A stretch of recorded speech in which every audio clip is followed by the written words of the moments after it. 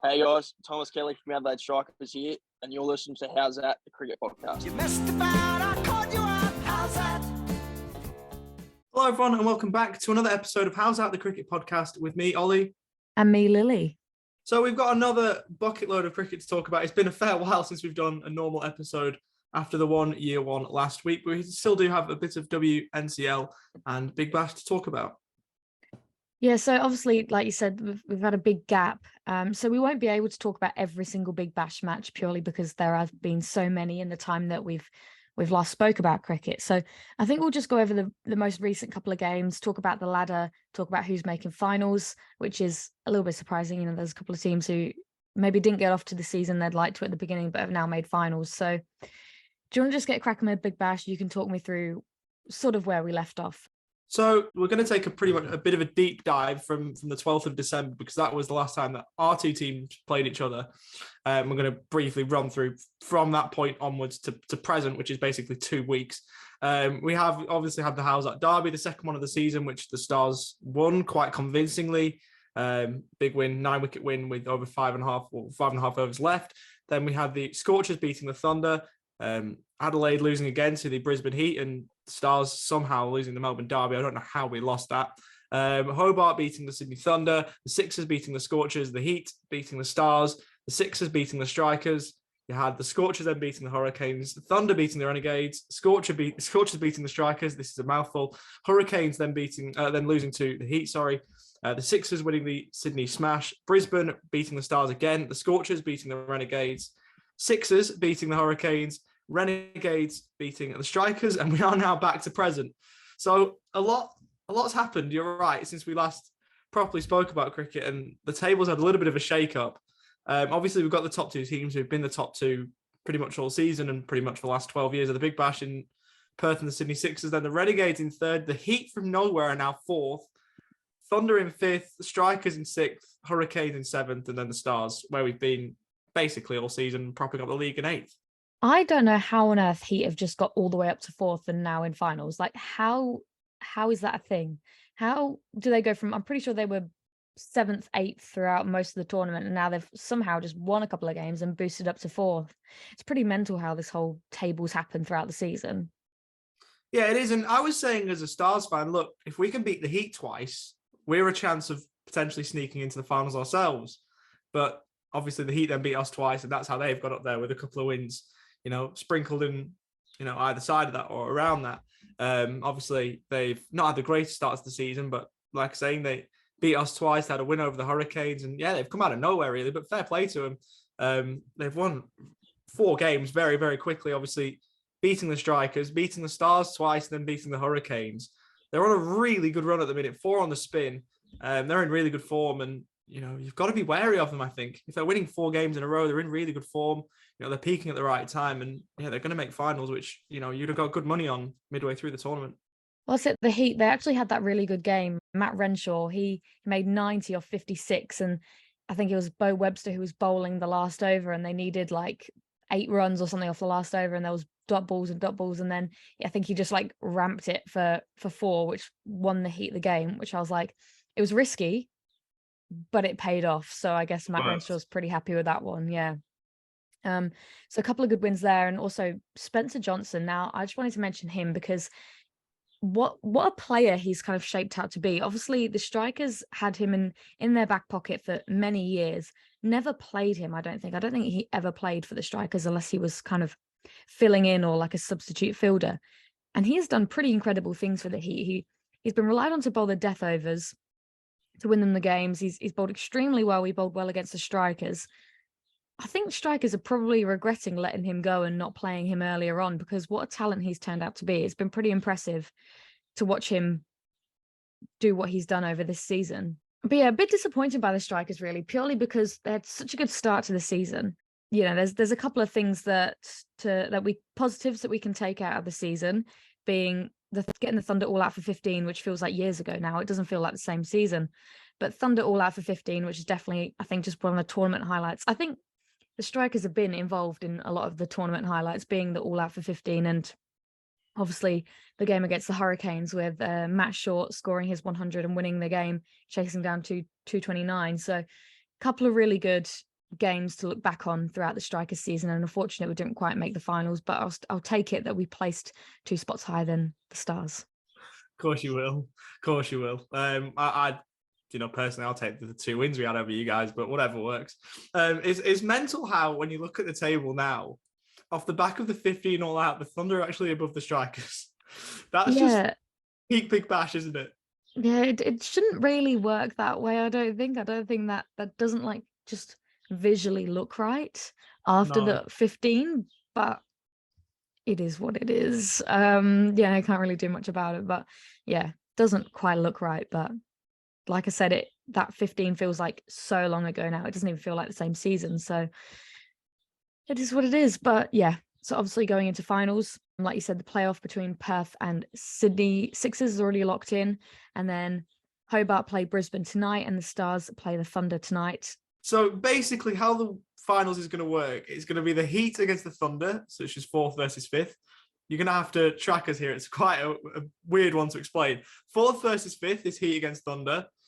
The winner of that game will then play against the Renegades because they're in 3rd.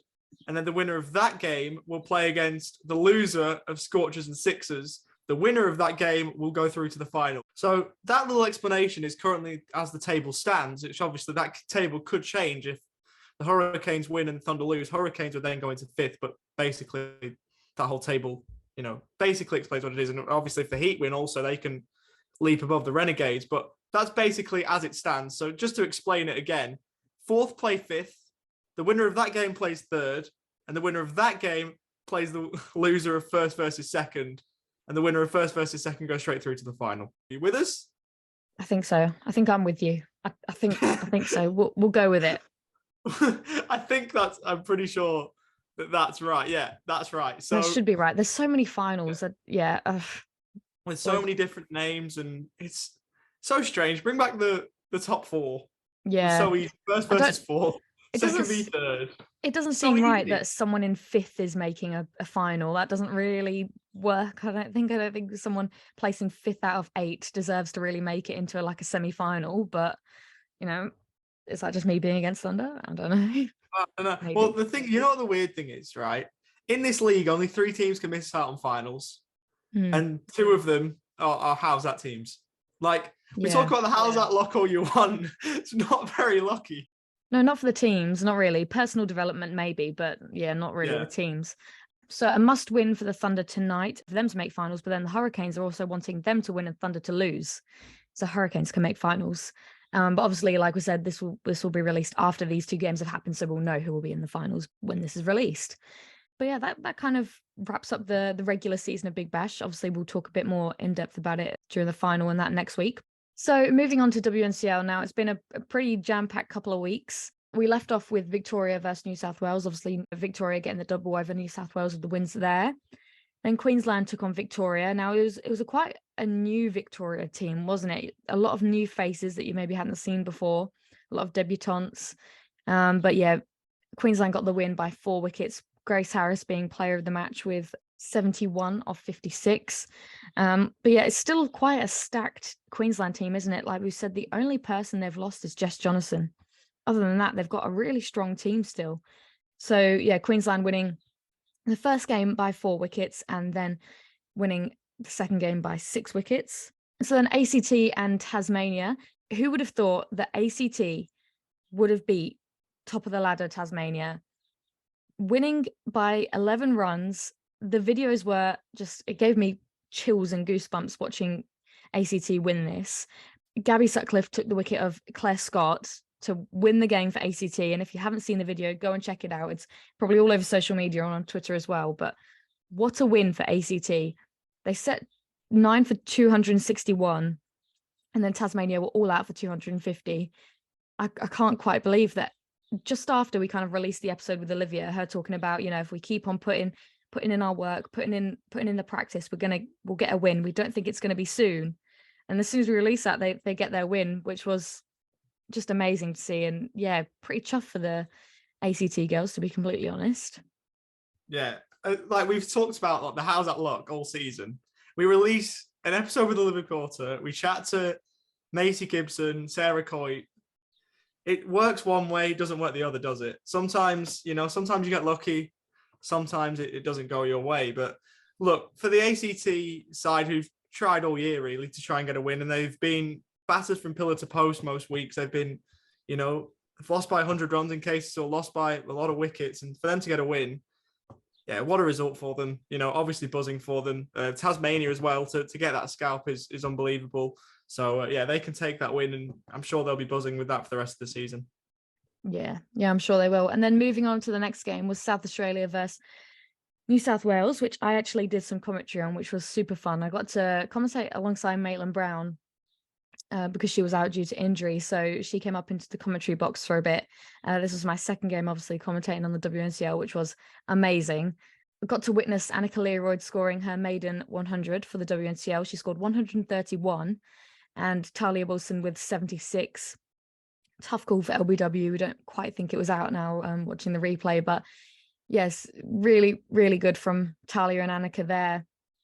But South Australia just too good. They kind of collapsed towards the back end of the innings, New South Wales. They just tried to go a little bit too hard and just lost their wickets there. Kate Peterson taking 4 for 56 off her 10. Amanda Jade Wellington with 3 for 55. And Brooke Harris with 2 for 47. But then following 100, there's another one. Maddie Penner got 113 not out in this South Australian innings, but really supported by Gemma Barsby, who came out and scored 73 off 62 not out as well. Gemma's one of those ones who's really turning into quite a nice all-rounder. She for 50 over cricket, so doesn't bat too much in Big Bash, but does really well with the ball and obviously can hold a bat as well. So yeah, really good there. Josie Dooley made 64 and just single figures from everybody else. But a good win by South Australia, one that wasn't quite looking like it at the start of the innings, obviously losing Emma De Bro and Bridget Patterson early. But yeah, a really good result from the Scorpions there, and a really brilliant game to commentate on, that was for sure. Moving on to the second game between ACT and Tasmania. Tasmania did fight back in this one, won by 89 runs. It's so odd how this can happen. Obviously, ACT scoring 261 in the first game, not making all 50 overs the next game, getting all out for 197. It's just a bit odd how much it can change between the two matches. Good scores all around from Tasmania, really. Elise Falani, 45, Lizelle Lee, 49, Nicola Carey, 70, Naomi Stallenberg, 43, Heather Graham, 33. Yeah, again, Gabby Sutcliffe with the ball, 2 for 57 off her 10, Holly Furling with 1, Carly Leeson with 1, and Alicia Bates with 1 as well. Gabby Sutcliffe's actually one to watch out for, I think. She's done some pretty impressive things with the ball for ACT, and she's still very young as well, so you've got to keep an eye out for her, I reckon. And then, yeah, just no real huge scores from ACT, 63 from Katie Mack, 34 from Zoe Cook, and 24 from Carly Leeson. Again, not managing to get ACT over the line in the second game. And then finally, we have the second game between New South Wales and South Australia. South Australia winning that one again by 6 wickets. Courtney Webb, player of the match this time, with 101 not out, and a 54 from Emma De Bro, which is good after she probably hasn't had too great of a season this back half so far. But Annika Learoyd with 91 in the first innings, which was good. Shame she couldn't just get over the line with another 100 there, but she's really stepped up for New South Wales since the loss of their Australian representatives. It's been really good to see the younger ones take lead and take control, and Annika's definitely been one of those ones. But yeah, a win, like I said, 6 wickets to South Australia, and that concludes the WNCL so far. The ladder is looking like Queensland in first, South Australia in second, Tasmania in third, Western Australia in fourth, Victoria fifth, New South Wales sixth, and ACT seventh. I think the game to watch is definitely going to be South Australia versus Queensland. Obviously, 2 top of the tables. South Australia haven't lost a game yet. Queensland have lost 3, but are in really good form at the moment. So it's going to be super interesting to see who comes out top in those 2 games. So now we will move on to Australia versus Pakistan. They've had a few games over the recent time, obviously with Australia doing well in most of those games, which is, to be honest, to be expected. And they've had the ODIs to start off with, and they've just moved into the T20 series as well. But yeah, basically it's no real surprise to see Australia winning those games. And Phoebe Litchfield for me has been the star, making her debut during this series and making a lot of runs. Yeah, she really has been the standout, hasn't she? I think she made, what was it, 78 and like 50 off her two first games, which was, yeah, really impressive. But obviously with the ODIs now, Pakistan, like it's not really scores that you want to be getting in ODIs, obviously probably less experience playing them. But Australia managed to kind of beat their scores within 20 overs for most of them. The first game, Australia won by 8 wickets with DLS. The second game, Australia won by 10 wickets within 19.2 overs, and Australia won by 101 runs in the third ODI. So in the only T20 that's taken place so far, Australia did win that one. They've gone 1-0 up in the series. Pakistan bowled all out for 110 off their 20 overs, and Australia chasing that down with 38 balls to spare, 13.4 overs it took them. So another easy win for Australia there. And they've, of course, got 2 more T20s before that series wraps up. And then you lead into 50 over stuff. You lead into, World Cup warm-ups and the like, which is going to be interesting to see how they go in the T20 World Cup. You'd obviously expect them, if not to win it, to go quite far at least. So, it'll be a good bit of practice, these 3 games against Pakistan, just to get them ready for that. Well, that's it, isn't it? These games and the little tri-series they had, I believe it was between Ireland and Pakistan as well. It's just like Australia just win, and we know they win. And, there's no real, too much tight competition here because they just win by so much and so confidently. So, sometimes you just wish that it was, maybe they had these kind of series against just England or someone who's, going to put up a bit more of a higher total for a team like Australia to be able to chase down. But yeah, like you said, it's given them a lot of confidence, I think, going into this World Cup, and I guess we'll see what happens. But Megan Schutt took 5 for 15 off her 4, I think we should mention, which was obviously her first international 5 for, which you wouldn't really believe, obviously the amount of cricket she's played and the amount of wickets she's taken. But yeah, really good from her. Ellyse Perry opened the batting with 57, not out. And all you needed was that, with Meg Lanning with 14, Tally McGrath with 14, Ashley Gunner 30, and you've got the score. So yeah, good from Australia, really. What else can you say? But yeah, should we move on to our guest now? Yeah, we shall. So we didn't mention it at the beginning, but you would have heard in the intro that this week we spoke to Thomas Kelly, who is obviously Striker's young gun and Redbacks star as well. Now, I think some of the things we should mention before we get started was that obviously we spoke to Thomas before Strikers were kind of out of the Big Bash. But I think some of the things he said during the interview, which we won't give away, but I think some of the things he said obviously are relating to making finals and that kind of stuff. But the way he said it and the way he went about it, I think was really, really valuable. And I think a lot of people can take stuff out of what he said. So I think obviously we're going to keep it in the interview, but it is a little bit dated. But yeah, like I said, I think some of the stuff he says is really important. So we have kept it in there obviously for a purpose, even though it is slightly dated. But tell me a bit about Thomas Kelly's interview and what you took out of it. Yeah, like you say, it is a bit dated, but I really like the way, he spoke. He carries himself really well. You can tell that. And he just seems like a decent bloke, doesn't he? He just seems like a good guy, like someone, you'd love to go out, and play cricket with, you know what I mean? Like you'd love to, take in the field with. I feel like he'd be a fair bit of fun in the field, maybe a bit of a Labuschagne type. We didn't chat if he does any sledging, but I feel like, if he, took his hand at that, he could do okay at it. But he wants to take his cricket far. We talk a little bit about his upbringing as well with his brother Corey and, the battles they had in the backyard over the years. It was a really good interview and a lot of fun. Yeah, it was. So enjoy our interview with Thomas Kelly. Oh, that one has got a bit of oomph about it, and that's all the way. First Toyota 6 of the night, and it's Thomas Kelly. There's a long time coming for the Strikers, and Kelly. Welcome, and thank you very much for joining us today. Thank you, no worries. So do you mind just telling us where in the world you are at the moment and what teams you're associated with at this point with your cricket? I'm sitting in beautiful Coffs Harbour at the moment, outside a little resort sort of room, which is nice. Teams I'm involved with at the moment are obviously South Australia and the Strikers, and then just my club sides back in Adelaide. Sounds like it's pretty good weather over there. Hopefully we'll get a game in, I think, tonight, isn't it? Is the Strikers playing tonight, are they? Yeah, tonight, it's Sydney Sixers, so only a few hours away. But a little bit humid, but should cool down a bit, I think, by this evening.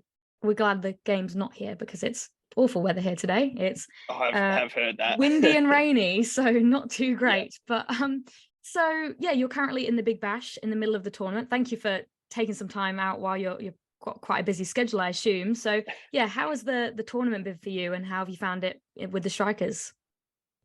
It's awesome fun.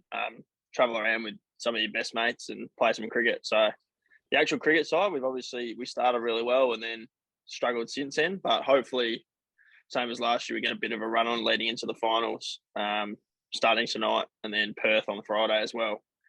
But yeah, it's going all right. Wouldn't mind some more time at the crease time at the crease. If I get time at the crease, means we're in a bit of trouble early, but wouldn't hate some more runs personally. But yeah. Yeah, so it's been, like you said, it's been a really good start to the season for the Strikers, and now it's kind of like must-win games. So what's the mood like within the Strikers? Are there any specifics that you guys are really focusing on in order to, win these must-win games now? We're pretty calm, to be honest. Obviously, getting Kez and Hetty back helps, but we're sort of just working on the basics and just making sure we're putting a decent score on the board for our bowlers to defend, and probably lifting 5 to 10% in the field as well, where we've been probably lacking the last, particularly since the first 3 games, been a bit poor in the field. So, and we know that, and it's not good enough from us. So we're doing a lot of practice on it, and results will come eventually if you keep practicing them. Yeah, no, we're obviously talking about the must-win games at the moment. You've dropped a couple recently. Does the pressure rise now? Are you feeling the pressure rise within the squad? Is it something that within the dressing room you can tell that the pressure's amped up, or is it just another game? Not particularly. We spoke about we definitely need to win 2 of the last 3 and potentially all 3 of them.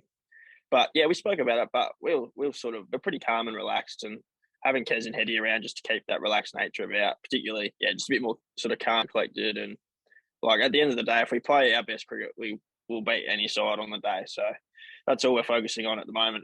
And if we drop a game, we drop a game. Yeah, and obviously Alex and Trav have both had wonderful test summers for Australia. It's been a pretty one-sided test summer from Australian point of view. What have they brought back into the Strikers squad that they've imparted on the rest of the team?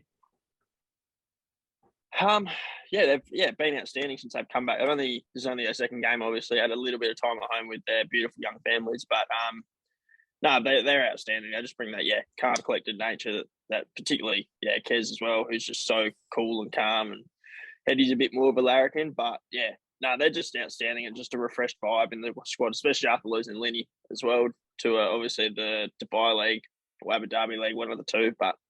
No, it's a bit more refreshed now and feels like we're sort of starting it again and hopefully get on a roll tonight and all through the finals. Yeah, so if we just take things back ever so slightly, obviously you have grown up as a twin alongside Corey, who's also playing cricket. What was that like as an upbringing to have 2 of you very talented cricketers, playing alongside each other in the backyard? Yeah, great question. It's always obviously outstanding and pretty tough decision for him last year to step away from the game professionally. So proud of him for doing that, and he's playing some brilliant cricket now for Sturt again back in Adelaide. But it was pretty cool growing up. Mum wasn't a huge fan of it, particularly when we decided one day to use a proper cricket ball in the backyard. Mine went straight through the laundry window, so I was into that. But it was awesome growing up with him, and it definitely made us the cricketers we are today. Obviously having that extra pretty much training partner your whole life. So and there was a quote from an interview that your dad gave to cricket.com.au that I really wanted to expand on. Obviously, former AFL player with Adelaide and was on the list of Collingwood, but he said that one of you had been speared in the forehead with a stump, but couldn't remember which was which, who was the instigator, and who got it copped. Who got it copped? Was it you? I've got the scar. So, that was to be honest, that was when we were. I think we wouldn't even been at school yet. We were that young, and it was only a tiny little stump. But I still remember it. I was a couple of stitches, just patched me up, but not as bad as what we make it out to be. Nowadays, I'm like, I obviously put a better, survived a spearing and a stabbing, and it was only just a stump that he threw at me. Yeah, unbelievable.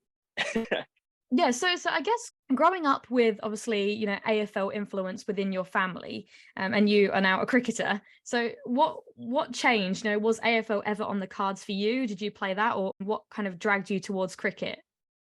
So growing up, yes, there definitely was AFL influence. Aussie rules, Probably not. Didn't have to choose between because I was okay at footy, but I was never going to play AFL. But like loved playing footy and probably enjoyed playing football more, actual game of it. But that's the mates and the mateship of cricket and like spending all summer and particularly at your club as well, which I absolutely love. Sturt back in Adelaide. So yeah, just the whole sort of idea of spending the whole sort of twice a week and then Saturday, sometimes Sunday with your best mates is what drew me to cricket.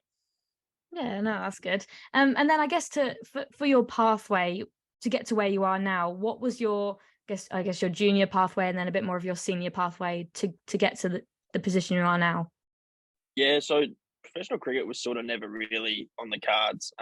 It was sort of almost thrust upon us a bit later in our sort of teenage years. Like we never thought about playing professional cricket or even state cricket growing up. Like never really tried out for state teams and had a couple of good years with Sturt one year and then as juniors and then obviously had to go and play school cricket and stuff then. But yeah, then decided one year, yeah, we'll try for the 17s, made that. And then ever since then, it's been sort of full steam ahead, being thrown into, teams that were a little bit older then. And yeah, so played A grade when I was 16 and haven't looked back since, particularly at Sturt. So that's sort of the pathway growing up. So 17s and 19s for SA and then rookie contracted after the 19s year.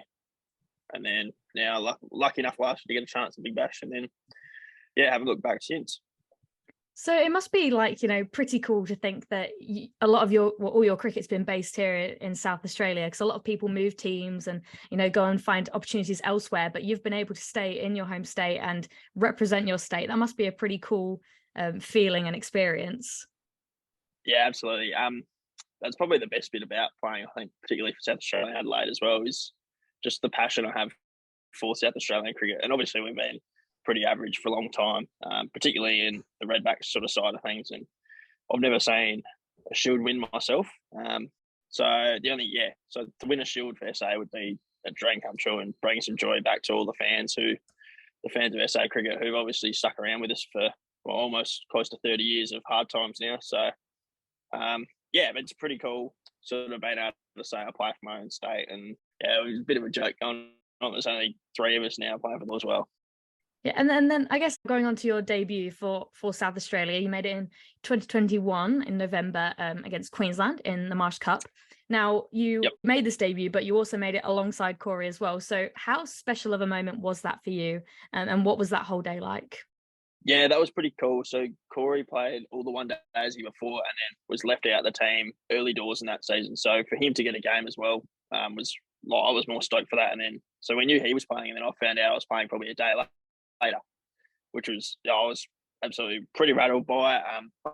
I'd had a good, decent start to the year with the club side and the trial games, but nothing like there was only 1 or 2 hundreds in probably 10 or 11 games to start the year, so there wasn't a huge amount of runs. But lucky enough to get an opportunity. Didn't get many myself, but came in at the end after Hetty and Kez absolutely smacked them. But yeah, it was so much fun to be living out your childhood dream on Adelaide Oval as well. Saying both your names on that historic scoreboard as well was pretty cool. Yeah, no, it must be. I can imagine. And then to kind of transfer over to Big Bash, now playing for South Australia, that's quite a different thing to then play Big Bash cricket. So what was that like to make your Big Bash debut in BBL 11 last year?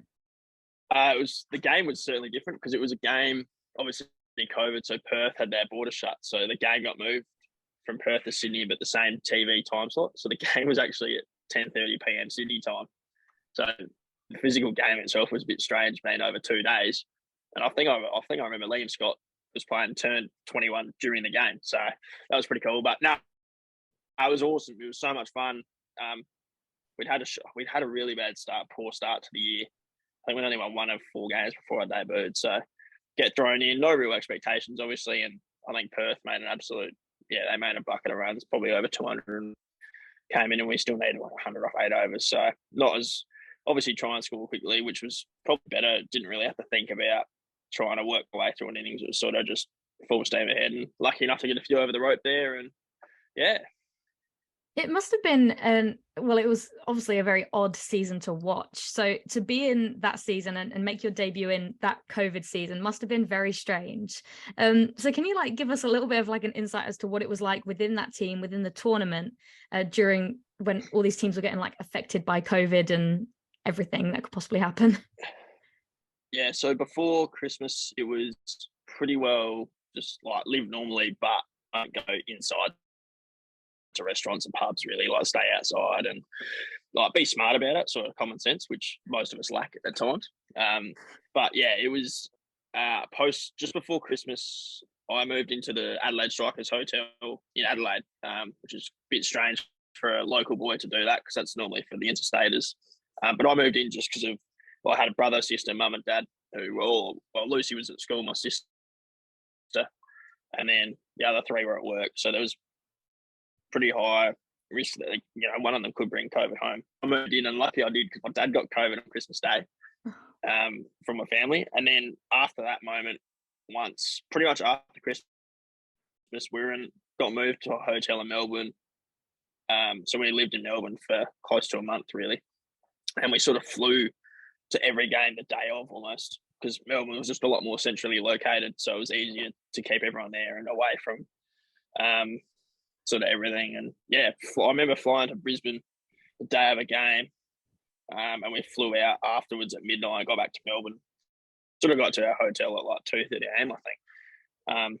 It was a bit strange, but yeah, it's good this year being able to get around the fans again, which is the best part of the job. Without our fans, we don't have a job personally, and yeah, it's the best part, and I absolutely love it. So quite often it'll be the last one out there, well past sort of 10:30, 11 o'clock. Making sure every kid goes home with a smile on their face. Oh, that's brilliant. But like you said, it must have been super odd to just have your first kind of real taste of Big Bash, quite isolated, and like you said, couldn't quite meet the fans, do anything like that, and then to go back into it this year and it just be normal, like no seats blocked off, 40,000 people coming through the doors. That must have been pretty cool. Yeah, that was because I remember as a kid growing up too. Obviously, sort of like the really sort of peak days in the BBL when it was only 3 or 4 home games, definitely contributes to the smaller crowds now. I think obviously more. I remember, growing up, it was 45,000. It was unbelievable. That was so much fun, and obviously didn't get the result we wanted, but still a sort of day I'll never forget. Really coming through it's a lot. It's so much more fun. Last year was incredible, but this year it's just another level. Obviously with the fan engagement and sort of everything being back to normal. But it is quite strange when you say 12 months ago, we were literally in a bubble and couldn't see or doing anything. Sort of stuck in your hotel, go for a walk or whatever, but couldn't go to the movies. Well, obviously you talked about the 40,000 Adelaide Oval and growing up with that. But what was that like to play in? Obviously it was absolutely crazy. I was, flew in from Melbourne to watch it. Like the atmosphere was mental. But what was it like to stand out there in the middle and play in front of that crowd? Yeah, it was every time you look up in the field or even just do something, you literally throw the ball in the crowd and get around you. Or like my brother was on the hill with all his mates and they'd had a few beers, so they get start heckling you. And yeah, it was just as a player, like you find that extra 5 or 10% of energy, and yeah, it was. I can't really describe it because the stadium is so big and beautiful and it was pretty much full to the rim. Like obviously, a few top row seats were a bit empty, but the members was packed and all the standing area and the lower levels were full to the brim, and yeah, it was just kids everywhere. It was so good to see. Yeah. Obviously, as fans, we go to games and we obviously go and support our teams and everything. But as a player, like how much do you thrive off, cheering or noise that the fans make? Is it something that can give a team or yourself, 5-10% that can maybe get you over a line in a game? Definitely in the field when I'm batting and I'm noticed, because you're so focused particularly when I can't speak for anyone else but myself, you sort of don't notice it at all. But definitely in the field, you definitely, especially if you misfield one or drop a catch, you 100% notice it. So, every crowd, even the home crowd, loves giving you a stick for fumbling one or dropping one. So, can only speak for myself when I'm batting that I sort of don't notice it at all. But yeah, particularly in the field, it definitely does lift you. Yeah. And you've been a regular in the Strikers squad, so you've had a chance, especially this season, to play in front of crazy crowds. Adelaide Oval, Adelaide Strikers fans turn up every week. How much of an honour is it to play in front of them and to get those interactions with the fans every time you get to step out there on Adelaide Oval? It's particularly important for me as well because I remember doing it as a kid. Waiting around for an autograph. I remember getting Headies one year when he would have only just been starting out, but I would have been 11 or 12 years old, and there's nothing better than going home as a kid, like meeting one of your heroes, and so that's what I enjoy. Yeah, obviously at times you sort of want to get back in the room and have a beer with your mates, but there's no point sending kids home disappointed because at the end of the day, they're what we play for, and the reason we have a job and are able to play cricket at the level we do is because of the fans and the kids. So yeah, I absolutely love getting to every kid I can around the ground, and it's just awesome to have fans back. To be honest with you. Yeah. That Travis Head story is brilliant. Yeah, Absolutely brilliant. Love that. Have you brought that up to him? Have you reminded him about that? Have you gone, I got your autograph when I was younger? Is that something that's been re-talked about? Definitely a couple of years ago when I first started with the Redbacks. Yeah, I was like, God. And I had caught up with Ferg because Callum Ferguson's commentating our game tonight. So I caught up with him last night for dinner as well.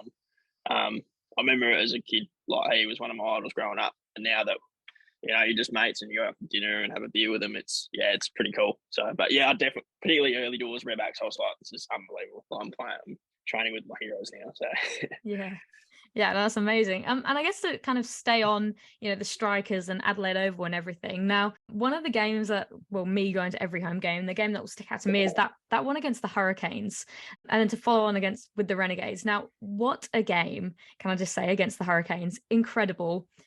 Did not think that was going to be a chaseable score whatsoever. 229. We haven't heard much from people aside from Matt Short. So for you, can you give us a little bit of like what was the team talks before you went out to try and chase down this score? And what was the chats after they made 229? Obviously it was an absolute beautiful wicket, and Carl Hooper's favourite saying, our batting coach, it's a beautiful surface. It's a great surface. So it was outstanding. Obviously the chase, but between innings you don't have much time to sort of get ready regardless. So it was pretty much we're just talking around in the rooms while we were padding up, and obviously having Lenny and stuff there going, like, if we start well, we're a serious chance here, particularly with our batting lineup. And it sort of didn't really feel like, obviously, whatever, 2:30, right, mate. But once we were sort of 6 or 7 overs in and around the rate, and we got on top of a couple of their bowlers as well, and we knew they had an inexperienced bowling lineup. We sort of thought we were half a sniff here, and it got to the 17th or 18th over, and I was next in. And it gets, because usually we don't mind sending Rash out for a little bit of a hit. Well, look, I'm absolutely packing at this point. Oh, God, what if I screw up this record run chase? Could be on me. Adelaide will hate me. I'm looking over at Diz. He goes, you're still in. Gets to like the 9-8. I'm like, is Rash going in, mate? He goes, no, mate, you're still in. So got to the point where I was sort of like trying to handball it off because I was absolutely packing it. But at the same time, I would have loved the opportunity to be out there for it. But I'm also not complaining, and it was an unbelievable knock. Probably one of the best, up there with Headies 100, one of the best hundreds I've seen live as well. So yeah, Headies New Year's Eve 100 was also pretty good, but yeah, that's definitely up there. Yeah. There's been a few, hasn't there? There's been a few like boundary hits that have got the Strikers over the line, and Jake Lehman's like 1-6 to win the game is also one that will stick in a lot of people's minds, I think. But I guess to go to the Renegades game, now this was also a good one, and sort of roles reversed for the Hurricanes, setting the score, and what was the chat like there, and what was that game like as well to get such a good win at home? It was pretty cool. Yeah, important for us to win. Obviously, I think it was square with the ledger at that point at 4-4 or 5-5 maybe, or 4-5. So this was to get even, I think. So a very important game for us in our season. So we knew we'd just go out and bat the way we did the game before, and probably not 230s. Obviously, you're not going to get that every week, but we knew, obviously, with our batting line, if we bat extremely well, we'll always be around the 190, 200 mark at Adelaide Oval on it. It's a beautiful wicket too. So, it was pretty cool. And then, to back it up with the boys, to back it up with the ball as well, was outstanding. And pretty cool, another win. So fingers crossed. Yeah, if we bat first tonight, we can do something similar. Yeah, absolutely. And this was the thing, like something that I kind of picked up from watching it was when we set to 200, what was it, 202 or something like that. I was sitting there and I was going like, right, good score, but they managed to chase down 230 the other night. So I'm not going to be too confident because we're still 30 runs short, but it's okay. We had it. It's fine. But to go over to the rest of the Big Bash now, the women managed to win the WBBL. Did that give you guys and the Strikers BBL team that kind of drive and push to kind of go, right, we need to level it up and back up a win after the WBBL win and win it for the BBL? Wouldn't that be cool? WBBL and BBL in the same season. Obviously, don't need too much extra encouragement to try and win a flag, but it was pretty cool seeing. Well, I like to call them the teammates because we're still playing for the same club, so it was pretty cool. Seeing them get the win, and you never know. Hopefully, we can come good again this year. But it definitely lifts the city a bit in the franchise, and particularly Saka as well, being based at Saka. So, fingers crossed. That gives us a little bit of inspiration going into tonight and then Friday, and then if we win that one, hopefully, the final series. Yeah, well, the Scorchers did it last year, so I think it's the Strikers' time. The Strikers WBBL won and the BBL team won, so it's our year. I reckon. I'm feeling it. I'm feeling good. Let's hope this isn't. This doesn't. Fingers crossed. Yeah, exactly. Obviously, with the Strikers now, we've got I know it was on Channel 7 the other night. They called it the new Bash Bros. Obviously, going all the way back to Lynn and McCullum in the Heat days. Now it's Lynn and Matt Short with the Strikers. Obviously, Linny's gone off, but those two have been immense at the top order for the Strikers this season. What's that been like? Obviously, because you're a few down. If a couple of early wickets fall, you're in next kind of thing. But what's it been like just sort of sitting back, feet up with, just watching them, do their thing at the top of the order? Yeah, it's pretty cool. Definitely not complaining at all, having my feet up, put it that way. It's outstanding. Shorty, we knew it internally, particularly going into last season where he had his breakout year, and this year as well.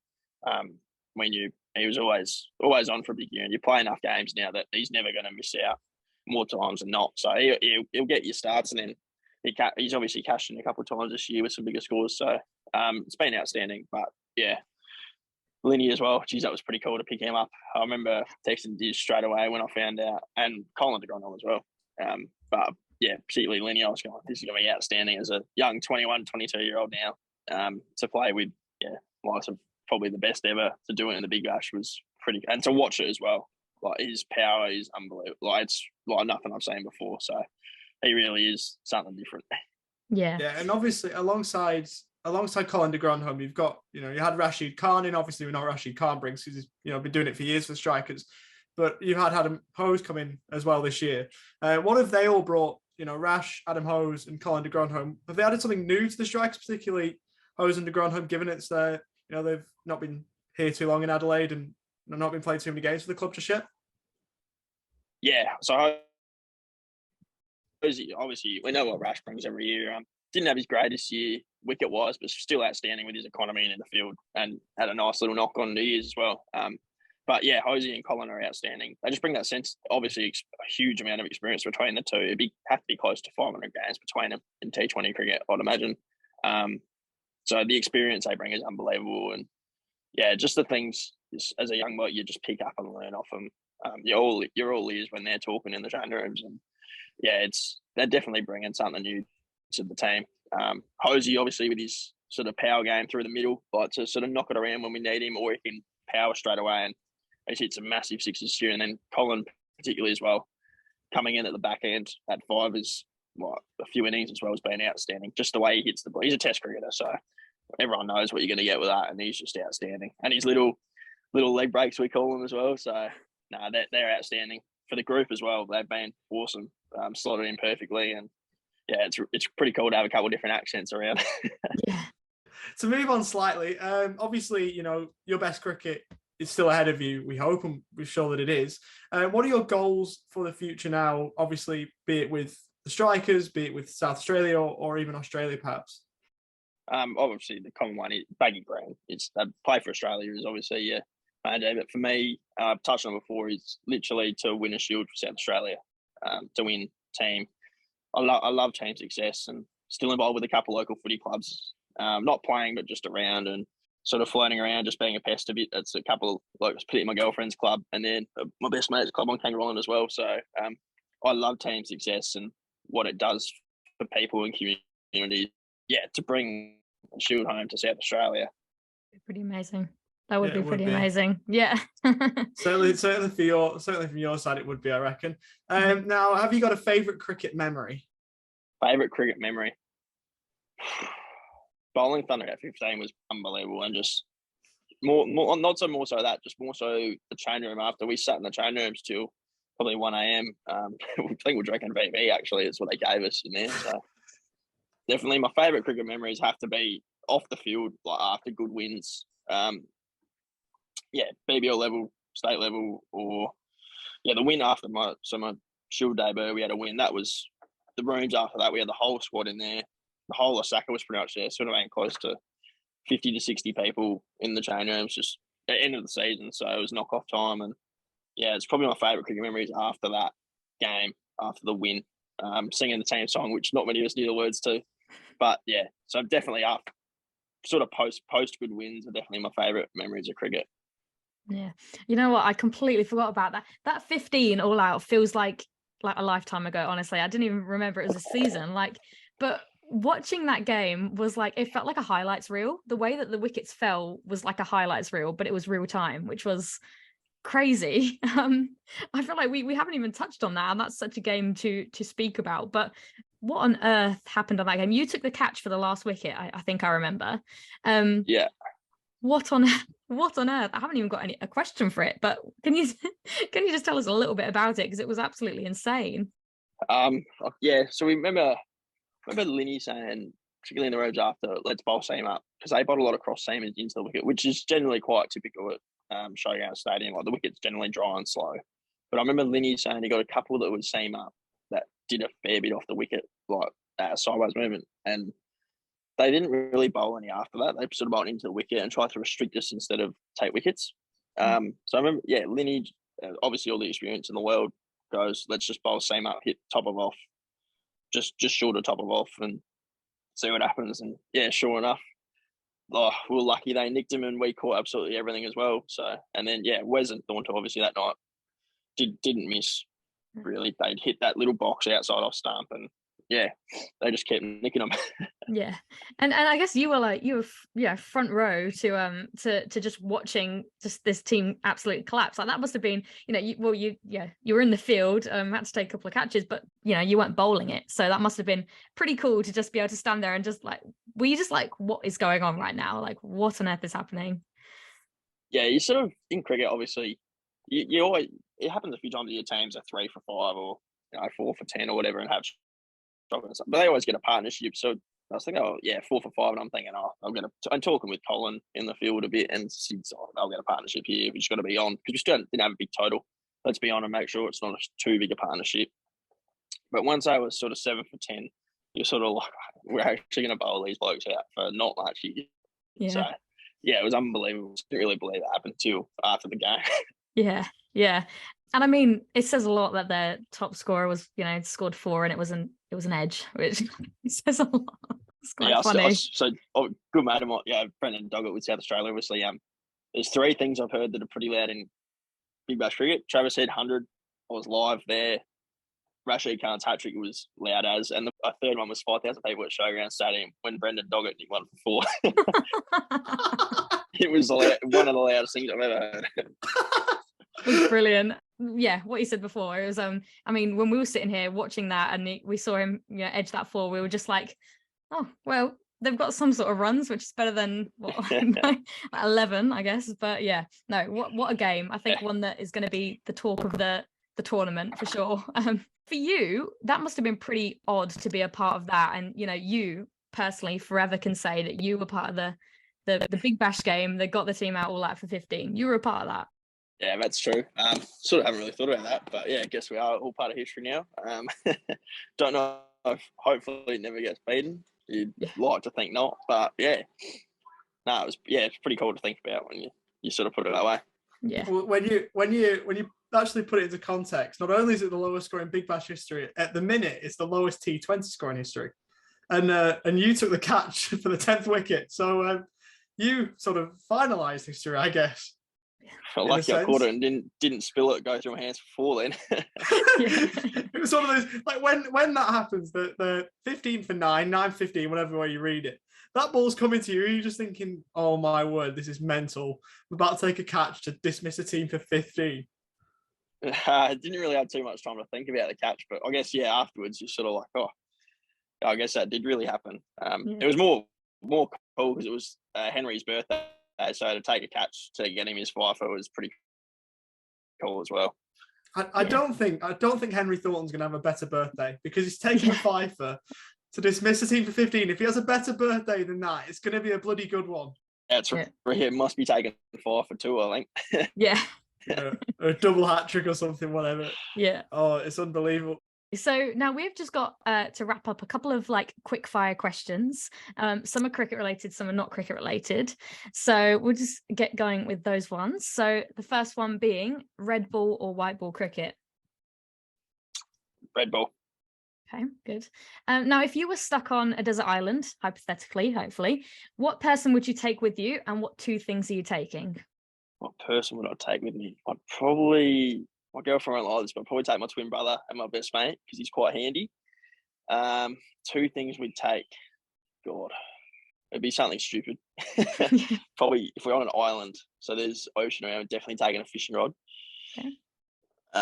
So you can get some food and you're gonna have to say matches or something or a firelighter or something. Yeah.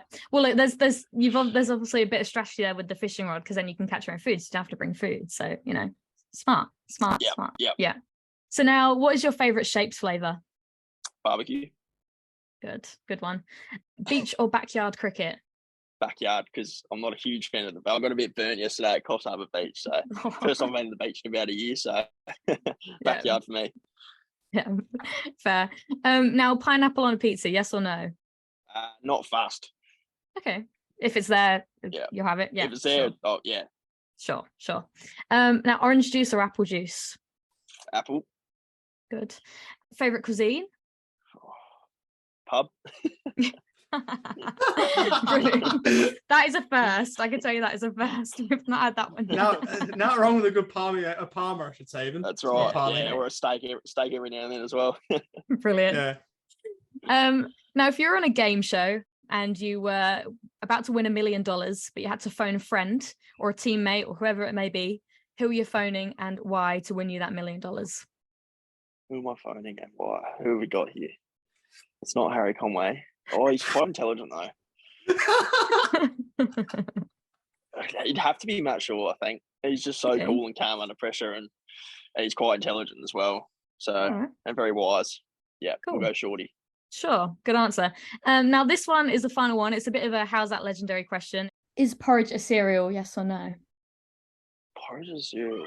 Well, it is a cereal when you think about it, because oats are a cereal. Mm-hmm. Yeah. So I'm going to say yes. You're going to say yes. Interesting. Yes. Okay, sure. What's been the common one? Recently it's been yes, but at the start it was kind of no. So it's honestly, I'm going to put like a tally and do everybody on each side so we can actually find out the number, because it's It'll be close, I reckon. Yeah, I reckon it'd definitely be close. Yeah.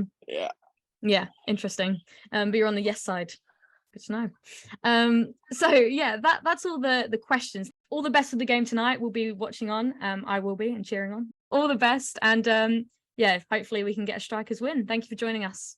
No worries at all. Thank you. Appreciate that. See you guys. Oh, that one has got a bit of oomph about it, and that's all the way. First Toyota 6 of the night, and it's Thomas Kelly. There's a long time coming for the strikers, and Kelly. So that was our interview with Thomas Kelly, obviously strikers young gun, Redbacks young gun. Yeah, as we said off the top, it was brilliant to speak to him. Obviously, with the season that the Strikers having not quite going the way he wanted, but hopefully for his sake, the Redbacks can keep going once their domestic stuff resumes. Yeah, and like you said, he's definitely one to keep your eye on for the future. I think obviously he's bright talent, and you know, playing in the Strikers when you know, at his age, I think is really looking positive for his cricket. And obviously, like you said, we'll keep an eye out for all the Redback stuff that he does, because yeah, I reckon he's going to go far, and playing for the Strikers like he is at the moment, he's doing well for himself. So yeah, really, really great to chat to Thomas and another striker under the belt, which is always good and enjoyable. Yeah, it's crazy how we've had the whole strikers team almost. And if we segue onto our next couple of weeks, we've almost had the whole Tasmania team as well. Yeah, we have. I think we spoke about this, and we only have like 4 or 5 more of the winning WNCL team last season to talk to, because we've spoken to so many Tasmanians. But yeah, super exciting for the next couple of weeks, because we have 2 of the Centurions who won the WNCL last season. Now, obviously, you would be aware because we've spoken about it multiple times, but Emma Mannix-Jeeves and Elise Villani scored 100s each to win the WNCL title. And we managed to speak to them back to back pretty much, one day after another. So yeah, it was pretty amazing to talk to them, wasn't it?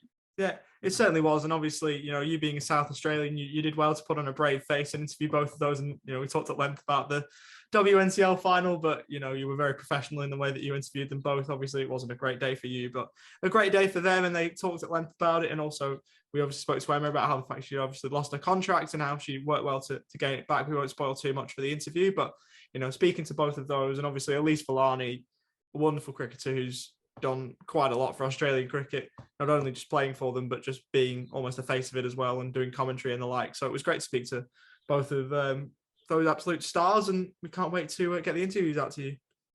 Yeah, I think it just works perfectly that those 2 were the 2 who scored the 100s, and we've just got them like in back-to-back episodes. I think it's worked out pretty well, hasn't it? I really like how that's going to happen in the next couple of weeks. So yeah, definitely stay tuned for that.